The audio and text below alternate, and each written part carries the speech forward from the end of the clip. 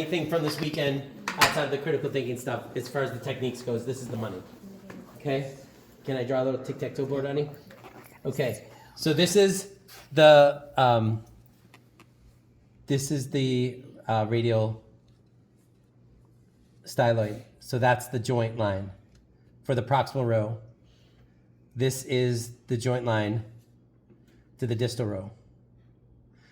Then you have three bones, right? You have lunate. That's the middle. That's the radial third. You got lunate. Okay, that's scaphoid on the radial third. You got lunate, and then you have triquetrum.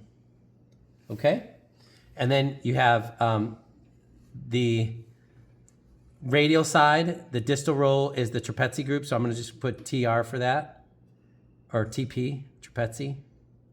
Okay, trapezi again is trapezium and trapezoid. You just put them together, you get trapezi. Okay, capitate, and then this is hamate. Okay, so again, radial ulnar joint, scaphoid, lunate, triquetrum.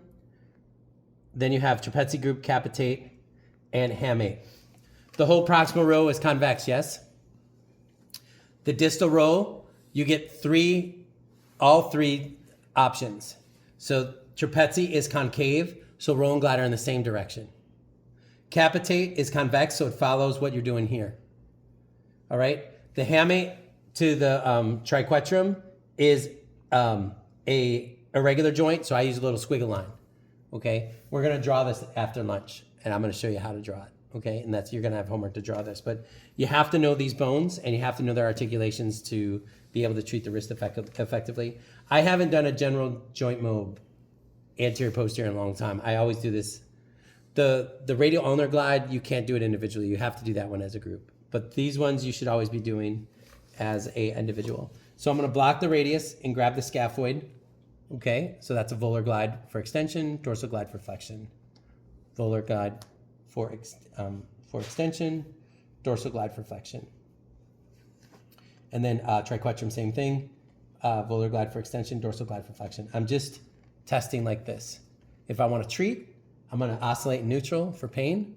Or if he's limited with extension, I can extend him up a little bit and then do the volar glide from there. Or if he's limited with flexion, I can flex him down and do my dorsal glide from there. Okay? Remember, never mobilize or manipulate in the closed back position. All right, now we get to the distal row. Now I'm just using a pinch grip like this, guys.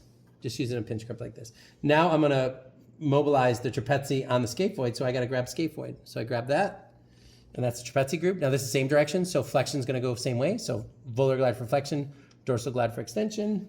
Capitate follows the proximal row, so that's a volar glide for extension, dorsal glide for flexion. And then hamate, it doesn't really matter which way you go. You just whichever direction feels tight.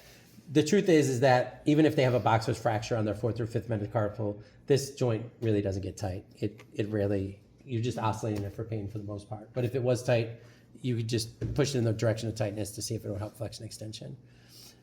So that is the individual intercarpal glides.